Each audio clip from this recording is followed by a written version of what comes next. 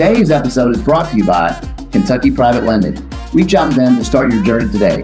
KentuckyPL.com. The Investor Tribe podcast is for educational and entertainment purposes only. We are not attorneys, financial advisors, or licensed tax professionals. The opinions expressed by our hosts and guests are their own and should not be taken as legal, financial, or investment advice. All investments carry risk, including loss of principal. Always do your own due diligence, consult qualified professionals, and make informed decisions based on your unique situation. I'm Anthony Spurlock. I'm Milton Ali, and you're watching the Investor Tribe podcast. I think it's so important for people to have resources in their life. We often talk about building yourself a team. When you are an investor or you're just a regular buyer, it's important for you to have a team.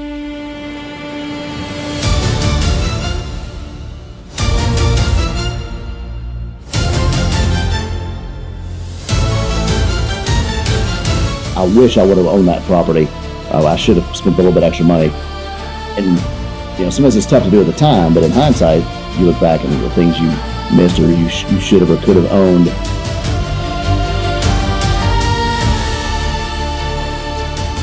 But what advice do you have for a new investor that wants to try to get out of that rat race? You know what a professional tenant is? I've seen some. I've heard horror stories from landlords. Yeah. But how do you know they're a professional tenant? And how do you screen against that or protect yourself is the big question. To see him walk away with a $98,000 check at the closing table from a flip that we had put together, and it was amazing. It was amazing for him to walk away with that kind of money. When you are talking to an agent who's going to be able to represent an investor at a high level, there's a set of skills and a system that they need to follow and understand in order to have the outcomes that they would like for their business, as well as for their investor and what their goals are.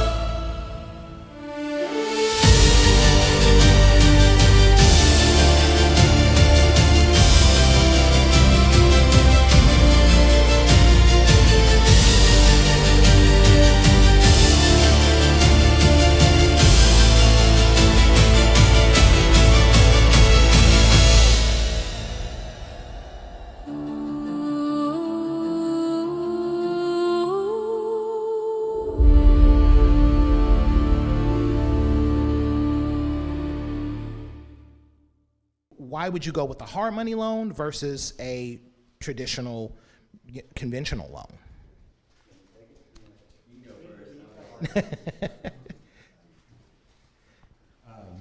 Well, honestly, it really depends on what you're buying and why. But the reality is most conventional financing isn't going to pick up or finance the properties that you want to finance if you're planning to flip them, right?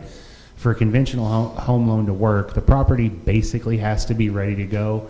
It doesn't have to be perfect, but it has to be functional and livable and all those fun things. A lot of these flip properties that you're going through just aren't, right? So that's where hard money is going to be a good way in, because a hard money lender is going to look at what the property is going to be worth when it's done rather than what it's worth right now. You know what I mean? That's the main reason for the difference between the two. But I mean, Eric can dive in more. Yep. I would agree with what he said. I'm a former banker myself, so I had a little bit of experience in the traditional lending world as opposed to what I'm doing now with hard money and private lending. And he hit the nail on the head, because when I was at the bank, we would always have investors coming to us with what looked like great opportunities. And I can recall even going to the higher ups at our bank and saying, hey, this is a good deal, can we fund it for them? And there was just no interest in it. It was too short term. They didn't like the speculative nature of it and being involved in the rehab. Of course, if you're doing a larger scale construction project, that may be a different story. But with what we deal in, which is all residential, all investment property, primarily 1 to 4 unit. We're talking like 6-month loans. The banks really aren't going to have, much interest in doing that. Now, to his point, once the property's been rehabbed and you got a shiny product on hand, they'll lend you that money all day long. So that's really, where we come in. That's all we do. So, we're there for you in that respect.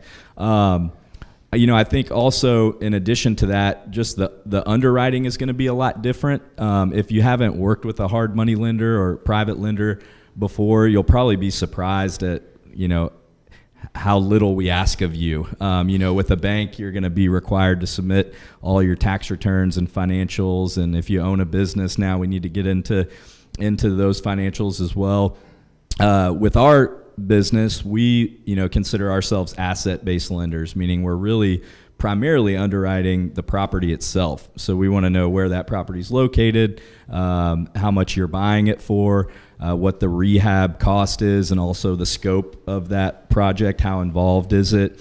Ultimately, as John mentioned, we want to know what it's likely to appraise for when you complete the project, and ultimately what your exit strategy is. Are you refinancing and keeping it as a long-term rental, or are you flipping it? So with that, we don't have to dig as far in on your debt to income ratios and collecting all your financials.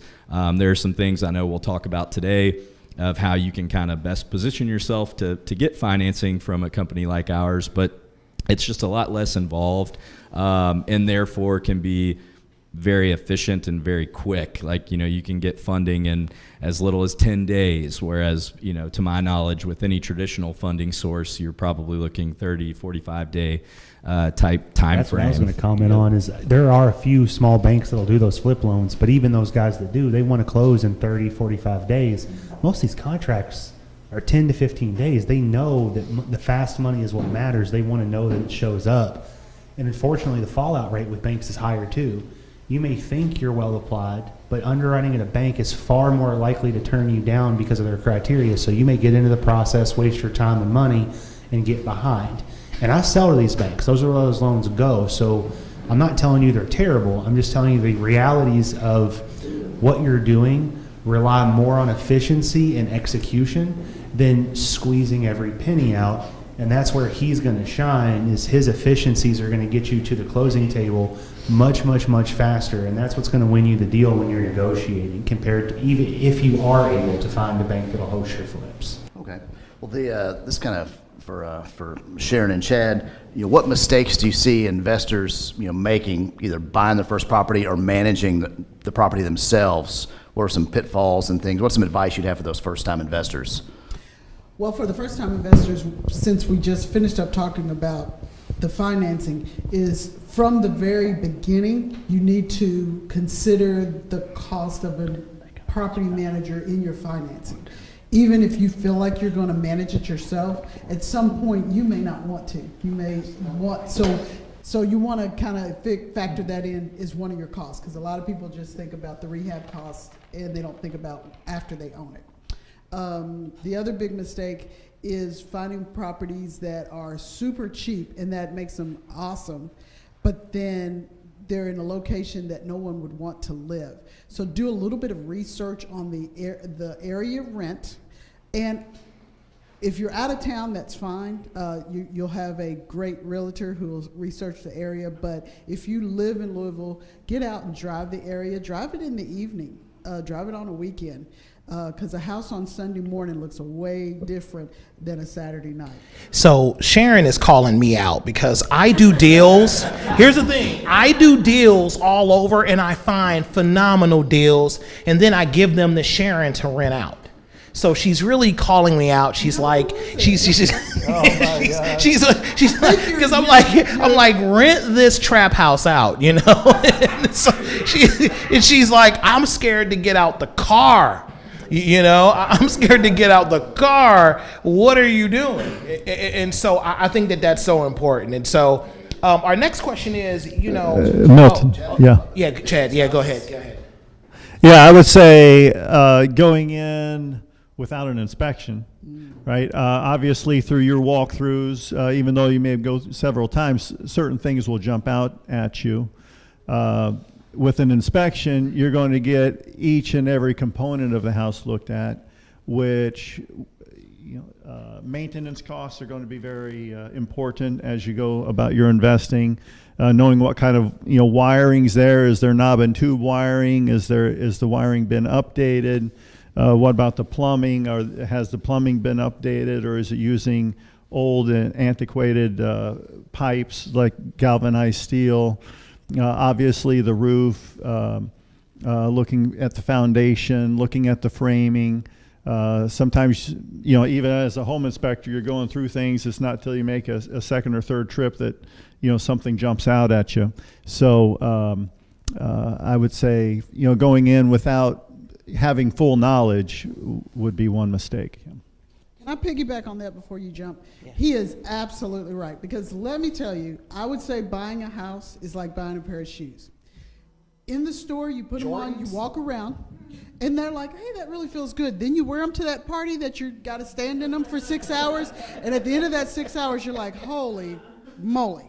So yes, when you walk through that house and you put all your prettiness on it, everything's fine. Then that tenant moves in, and I promise you, I just got a text yesterday. There's something you didn't notice, and that won't happen until somebody is using that house over and over, until they're running the water for more than 5 minutes. And the inspector is the key to help you see some of that ahead of time, because the day you move in a tenant, I don't care how beautiful it is, that's when you're going to get all the phone calls of the toilet's not really flushing and use the inspection. Best money you'll ever spend. And Chad, what are some of the, I know you mentioned a couple, but the top 3 things that could turn one of those cheaper houses into a money pit for a first-time investor, where it takes them a while to get their money back out of it? Well, electrical, plumbing, roof, and then structural. Those are the 4 big things. So structural, looking at, the framing, especially if you have a crawl space, there's going to be a lot of opportunity for termite damage, water damage, mold growth. And I know even though you're wanting to look at the house, you're probably not crawling in the crawl space. So that's one of the things that I do. So yeah, I would say, electrical and plumbing, things, yeah. And something that, it's great to have the inspection, but you also want to do, your own research and due diligence.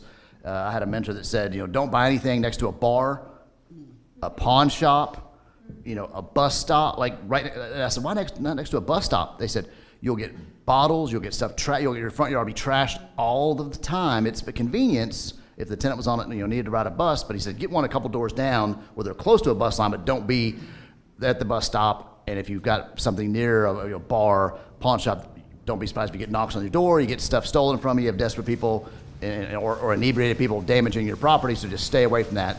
Also, railroad tracks can be another thing to stay away from. I know there's some hedge funds that they don't want to buy near commercial properties, they don't want to buy near the things I mentioned. I like buying near cemeteries, and we're going to do a podcast, I think, on that, because it's quiet, neighbors don't complain, they don't take up any parking spaces. And it's quiet green space. I actually have a house for sale that's across the street from a cemetery. I mean, it's nice and cheap. So, Sharon, what top mistakes do people make when they are looking to hire property management or even try to manage themselves that can really trip them up and really make it a bad experience? I think it's setting the expectations. Generally speaking, when I get a call from someone asking about property management, they ask, how much do you charge? But they don't ask me, how do I communicate? They don't ask me about how quickly I get back to maintenance. They sometimes do ask me if I have my own maintenance team, but they don't ask me, is it a handyman maintenance team or is it a real contractor maintenance team? They're like, do you have your own maintenance team and how much do you cost? And so there's so much more to that. I have taken over properties from other property management companies, and the number one issue I hear is communication or a lack of communication. So if you know yourself. So if you send a text out and you expect a text response within, let's say 15, 20 minutes, you need to tell that to your property manager. Hey, I like to text, and I like to text and get a response. And just see if that person, even if you go ahead and go with that person and they don't communicate in your style, at least you'll know. So I think that's the big thing, is not understanding the full expectations of what that person's going to do. It is so important as a professional that whoever you work with, the number one rule of life, if you take nothing away from today, is answer your phone. Except Answer for when your you're phone. on the podcast, because I've missed 3. Of course, except, but so answer your phone. You can make a lot more money if you answered your phone. Yes, you do have to deal with people that you may not want to have a conversation with, yet that makes you stronger. The reason why I work with this panel is because they answer the phone. When I call Chad for an inspection, he answers the phone and returns my call. When I'm asking Eric for money, which is often, he answers the phone. And, it's so important. John answers the phone. It can be months between deals, but he answers the phone. And that is so important. I cannot stress that enough. This is for everyone, okay? So if you can go back to when you first started and you can stop yourself from making a mistake, what would that be?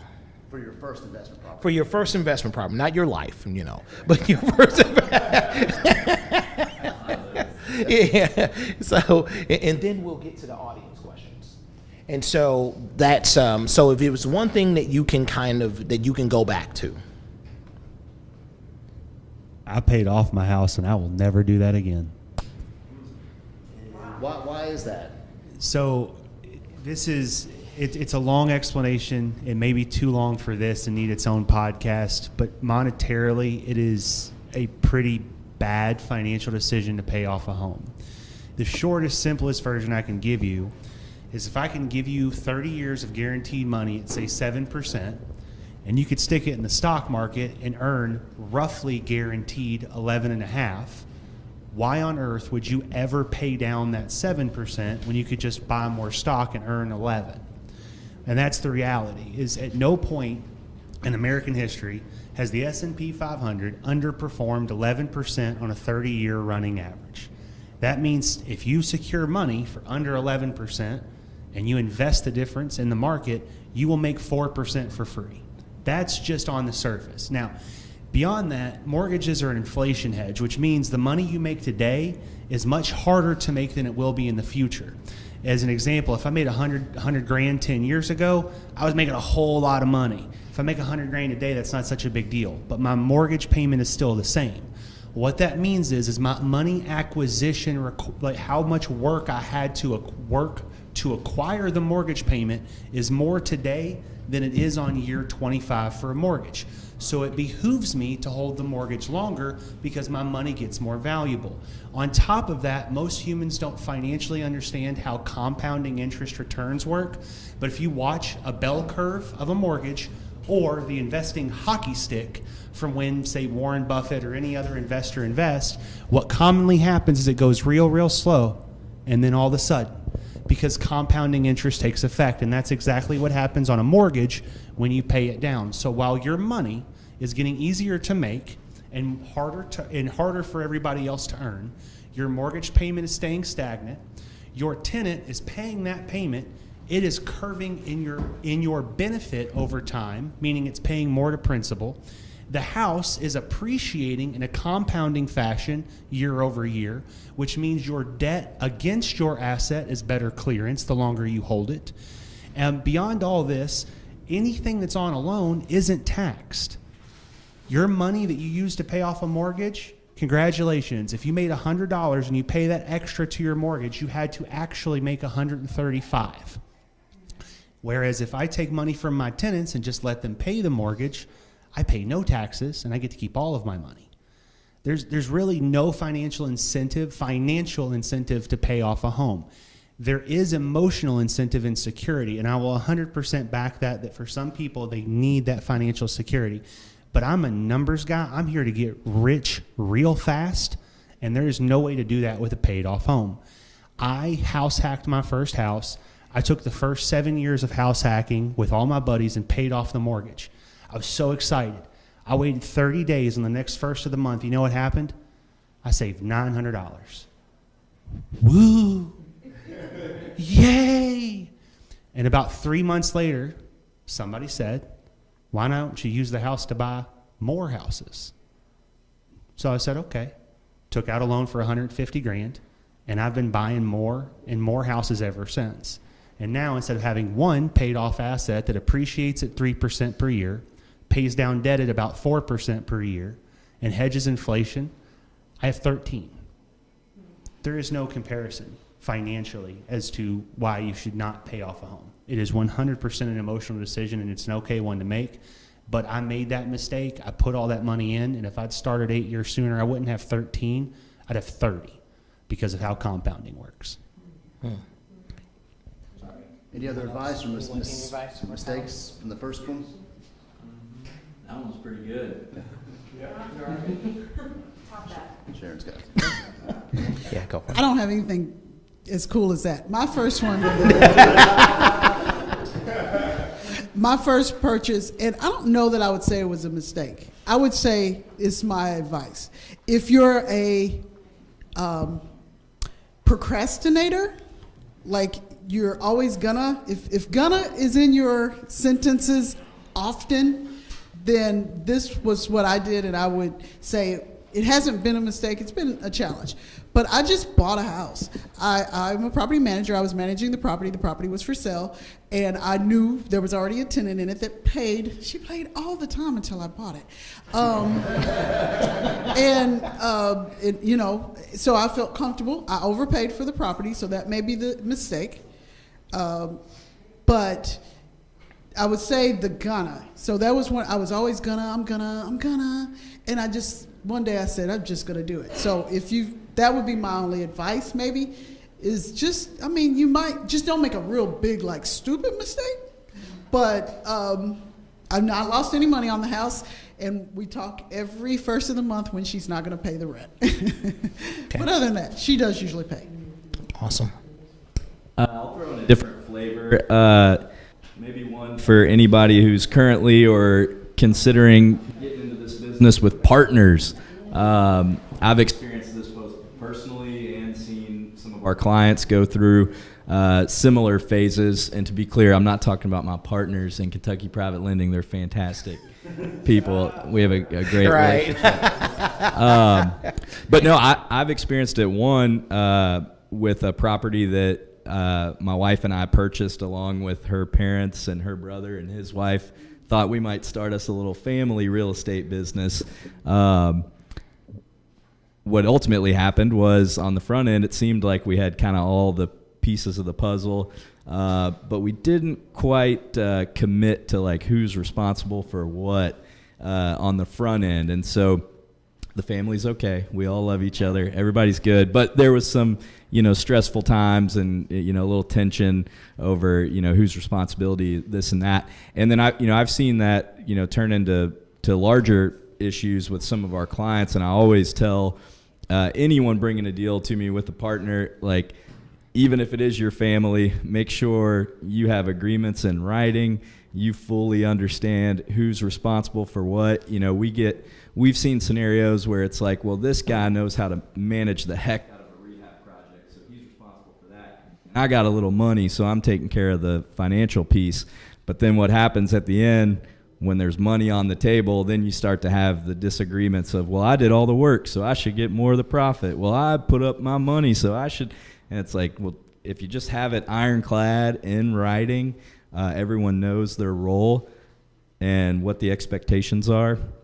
Partners are fantastic. If you don't, it can create a lot of headache and a lot of tension and affect relationships and business. I can piggyback on family. Literally, I had a partnership with a family member, and they wanted a person that rhymes with blister to move in with us, move into the property. The whole family was mad at us in the partnership because we wouldn't let the person move into the property. And we were thinking the person doesn't pay on time, person has a credit score in the 3s. We just did not want any part of it. And I did not go. I went against my better judgment to say, okay, well, I'm in the business. And I was like, you do not work with family unless you can have something set up. It just ended badly. And it ended poorly. And there's people that are not speaking to each other. It can be problematic. And so please be careful as you're building the partnerships with family members. Yeah, go for it. And I will say, make sure you have a good partnership with your tax guy. I actually just met with ours this morning. We bought 2 apartment buildings from my parents, and he said whenever you're buying from family, the IRS scrutinizes that very much, because a lot of times people can just be trying to hide and move assets. So fortunately, we did things in a pretty good way to where, he says things look good, but that was dumb luck. If you are going to be purchasing, especially from family, definitely have a trusted tax advisor look at that, because you don't want a year or 2 later the IRS coming after you and whoever sold you the property. Okay. Mike, you got anything for us? For investments? Personal experience?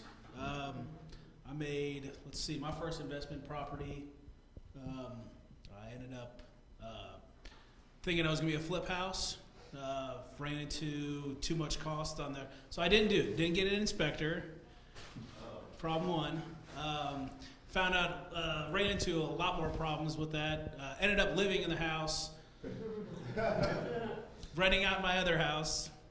And then, but it worked out in the long run, because, 10, 15 years later, ended up turning an $80,000 profit out of it.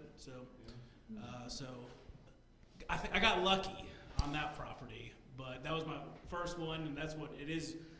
This was prior to knowing any of these guys. I thought I could do it on my own, and I think I just got lucky a little bit on that investment property, but it ended up working out for me. Hampton, do you want to share our story from 7 years ago? It's not good. Check out the podcast. We did a podcast. You'll have to go in our archives, go back in our YouTube channel to really dig for this. But we lost $80,000, so you don't have to. And that was really fun. Fun for a podcast, horrible in the moment. And so now we want to open it up to the audience to ask any questions. I have to give you the microphone, so just be patient with us. Right here? Okay, hold on. So thank you for all your knowledge, all you real estate professionals, just being up here, because it helps me as a solo agent. Question, Ms. Bell, tell me the difference between property manager and a project manager. What are how different are the roles versus what you do as property manager versus somebody who actually is overseeing the project from beginning to end? Actually, we do oversee rehabs for our clients. We have several clients that are located outside of Louisville, yes, so that is a requirement. But the difference is more of a project when I'm managing a project, I'm more of a GC. I'm making sure the plumber showed up, they did their work. That's exactly that sort of thing, and then I'm in and out. There's generally a flat fee when the property becomes rented. I'm out of that role, and then I move into more of a maintenance role. So in that role, I'm helping find a tenant and setting the price for it, more marketing the property, and then of course tenant relations. And that's awesome. Sure they pay. You're a double-edged sword, so you go from one role and then you wear another hat. You kind of have to, because Louisville is a very popular area for out-of-town investors. So in order to be in this particular side of real estate, you have to be prepared to work with people who do not live in the area that you're in. So I just wanted to ask a real quick question of the panel. And I know that there are 2 people who lend money on the panel. What's just the silliest question, what is the difference? Do I start off with Eric and I work my way over to John? Can y'all explain a scenario where the way that would exactly happen and take place? Like, where do I start and where do I end? For an ugly house. For apartment, For another house, like for a flip? for an ugly house, or a value add like a flip.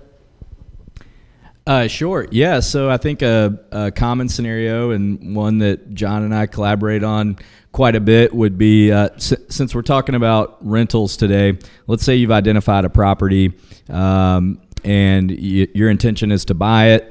You're going to need to do some rehab to this house because it's ugly, as Hampton said, and ultimately you want to hang on to it as a long-term rental.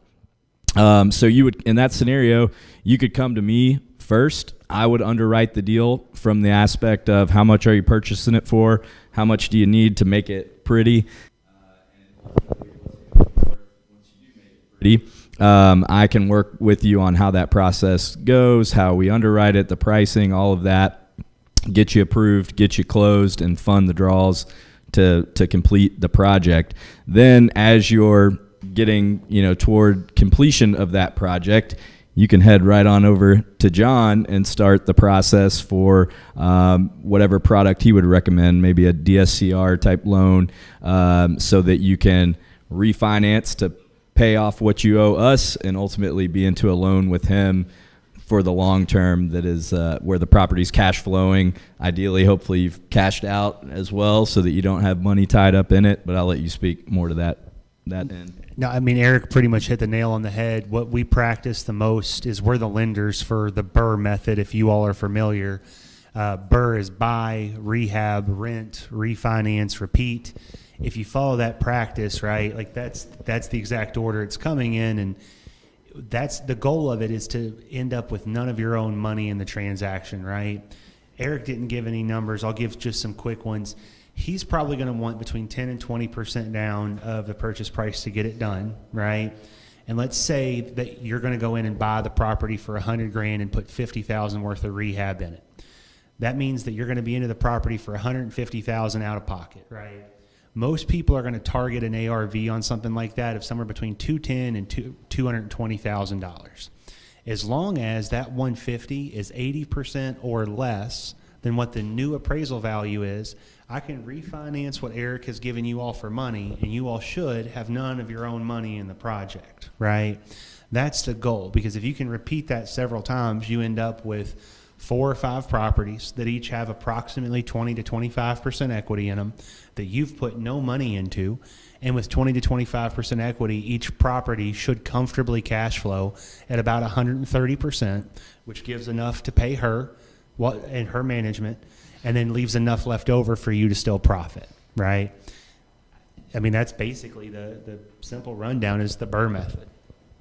You talked about the BRRRR method there. Is there any limit on the number of loans or the number of properties you could do using that formula? So yes and no. Okay, so first, there's 3 types of loans that you can get for investment properties. 2 of them don't care what your limits are, okay? Conventional, though, which is the most common way to finance them, cares. You can only have a maximum of 10 finance properties with conventional loans, no matter who you are. That's a government standard. There's no way around it. Once you hit 11 properties, you have to start acquiring either private financing, lender funding, or something not backed up by Fannie and Freddie in some way. I dream about owning my own home, but I do appreciate the recipe of how to get started. But what does that look like as far as a credit score, things like that? Because that's where it starts, I mean, I hear people say, I'm using other people's money. I was like, how? And I just sometimes I can't fathom that. And being here today has kind of opened, the cobwebs in my brain to that this is possible, and everybody wants to think, oh, you got to be married to do this. You have to be, a joint relationship, But I see people that are excelling and being successful doing this, and you guys are proof. You guys and girls are proof that it can happen. So what does that look like from the bottom floor, I started mine house hacking, and that was where I bought a house and rented out the rooms because honestly I couldn't afford the house. I mean, the paper said I could afford the house because I know how the paper works, but I could not afford the house personally. Today, knowing what I know now, if I was going to go restart, if I didn't have my own personal home to start with, I'd look into something called a home style loan. It's like a rehab loan, but it's for primary homeowners. It's something that I write. It's the same thing Eric writes for hard money, but it's only for primaries, and you can only use it once, okay? And I would use that to rehab in my equity position so that I'm not out cash flow. Once I've got that completed, I would probably try to use that as leverage. I'd take out a home equity line of credit, $10,000, $15,000, $20,000 on that equity I just created by rehabbing that home. That $10,000, $15,000, $20,000 would be my down payment for Eric's hard money loan. That hard money loan would then carry me to mine, and Chad would help us make sure we're buying the right property, and she would help us manage it on the end. As for credit scores, I tell people all the time that there's almost no category in home loans that are pass or fail. It's almost always a balancing act, right? Lenders commonly say, hey, we've got the 3 C's, your credit, your collateral, and your capacity. The better your credit is, the worse capacity you can have, and I can still approve you. If I've got an 800 borrower telling me they can handle a 50% debt load, I believe you. I got a 400 credit score borrower telling me they can handle a 30% debt load, I do not believe you, okay? So it's kind of a sliding scale to a certain extent, but the 3 C's are credit, collateral, capacity, and what we try to find in all 3 of those for the mainline minimums, not hard minimums, is 620 credit. We want to see collateral with a 10% investment from you, preferably for most investment properties or more. And for your capacity, we want to make sure that you can doubly afford that home and your primary home together. If you meet those 3 matrices, you're probably going to be able to find financing. If you do substantially better in one, I'll probably be able to slack off on the others. Does that kind of? Yeah, thank you. Yeah. Yeah, and I think that's appropriate that he jumped in and provided that context as well, because a lot of times, especially when we're talking to, let's just say you're interested in getting some funding from us and we've never worked together before, it'd be a new relationship, your first investment, all of that. If you're telling me that you want to buy and hold, you're not just trying to flip to start or anything like that, a lot of times that's where I'm like, well, hey, who are you working with, like John, or if you don't have somebody, let me connect you with him to have that conversation. Because the last thing we'd want to do, just to give you some guideline, like I mentioned, we don't collect financials, tax returns, all of that. We do run your credit, but on paper, our minimum credit score is like 600. And I think a lot of people, when they think about hard money, they kind of have a misconception that like, oh, that's just funding for people who can't get approved by banks. And it's like, well, no, that's not really true. It can be a useful tool. But with something like credit score, the last thing we would want to do is say, well, you meet our qualifications, so here you go, here's the money, do the deal. And then you go find out from a traditional lender, whoever's going to do your long-term financing, well, we can't approve you for whatever reason. So, I think it's helpful to get his context, his game plan, and then you can plug right in with us. We'll get you jump started and ultimately back with your long-term lender. So as we think about the tribe, we think about how the team works. The way that I've worked in the past is we'll go with hard money and we'll use Eric, and Eric would then, lend us the money, right? So we can start off with very little money. We can start off with about $15,000, right? $15,000 to $20,000. It does not require a lot. If you have $10,000 and your buddy has $10,000, you can try to partner together for something, okay? You want to have an exit strategy because the Stephen Covey book talks about begin with the end in mind. So let's look at what the exit strategy is. We want to hold this house and make money. Without getting into deep numbers, I'm going with Eric, and then my due diligence, I'm having Chad inspect the property. That's part of my due diligence. I'm also part of my due diligence, I'm also reaching out to Mike DeVito. Can you even insure this thing? Based on my after repair value and based on what work needs to be done. Sharon would tell you to call her first, right? To see if it's even rentable. Will she get out the car in that particular area, right?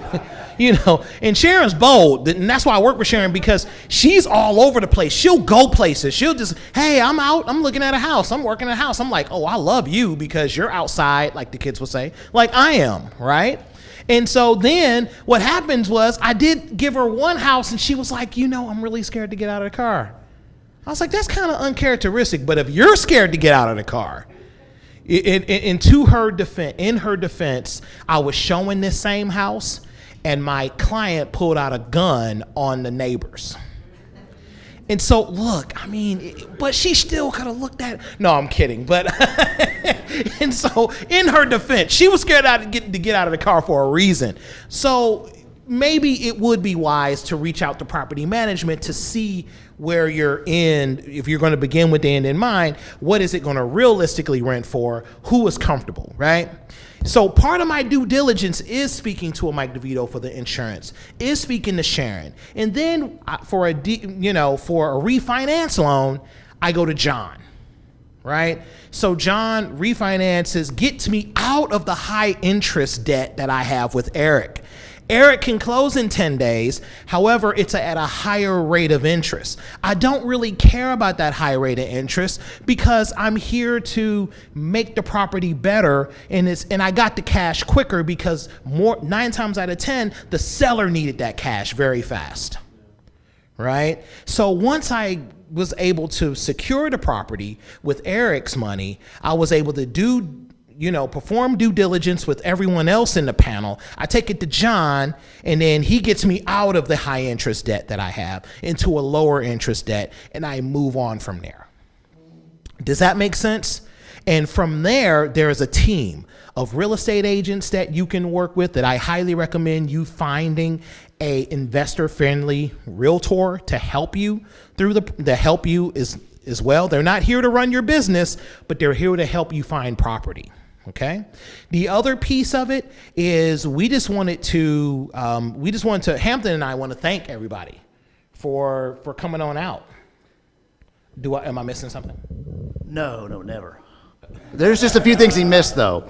No, I'm just kidding with you. No, Milton did cover a lot. There's also, you can learn, it's important to build your team. It is important also continually further your education. Learn, talk to the people, go to meetups, play real estate games, watch YouTube videos, watch a podcast like the Investor Tribe. At a lot of these meetups, you learn from what other people are doing. You also learn what opportunities are out there, what properties are going for, problems they've had, if they've had an issue with the city, with a squatter. There's been some changes in squatter laws in Kentucky. So it's important to keep up on all that. So you may be able to get things done quicker, faster, cheaper, better, more efficiently than if you hadn't gone to a meetup and learned what someone else experienced. So it's, we talk about, wealth is work. So it's not given to you on a silver platter. You have to work for it. You have to learn.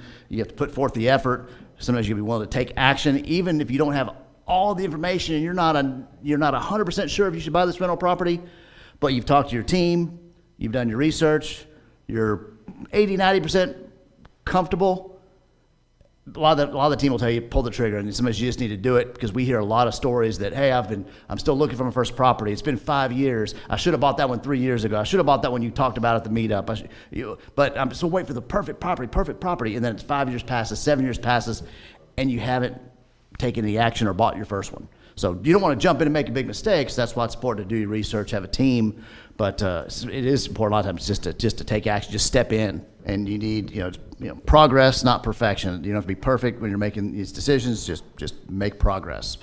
We had a good pod today, man. We did. You had good crowd. Good crowd. Our first live studio audience. Can you believe that?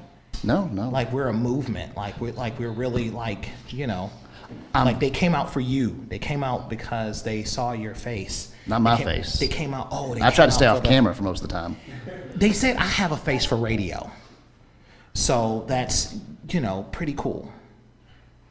It is. So it's probably true, but I've been very tempted this whole time to just pull a Bob Barker and be like, Drew, Cooking Master, come on down. But we try to have a lot of fun. Real estate doesn't have to be all fallen trees, things on fire, problem tenants, toilets. You're going to have issues. It's not all roses and rainbows. We're not here to tell you You don't always lose money. No. You don't always lose money. Most of the time you make money, and time is your friend, and also making good decisions is your friend. Yeah, and you can build that wealth over time. But we're very glad you're here. Milton and I are available. Come out to our meetups, give us a call. text. We're happy to help. I know get the contact information for everybody on the panel is in the folders.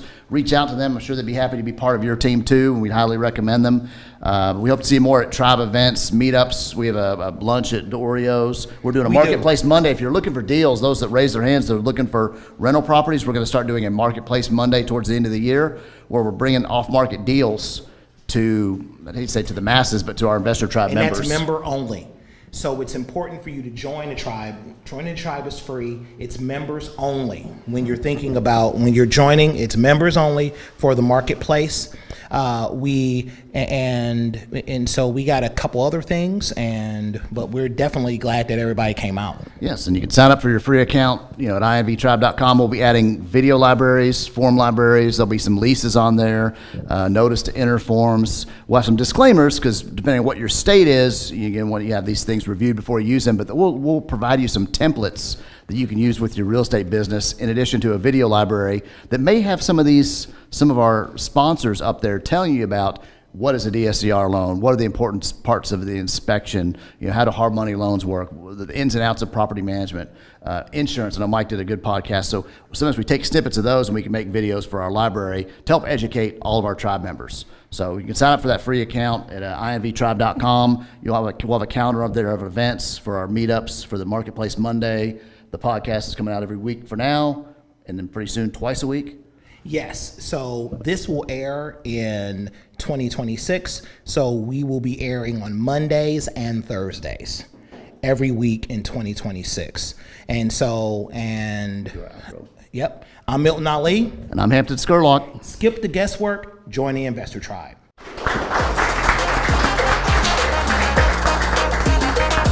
The Investor Tribe podcast is brought to you by the Investor Tribe, all rights reserved, featuring Hampton Scurlock and Milton Ali, executive producer Drew Cookenmaster, produced and distributed by Bespoke Marketing.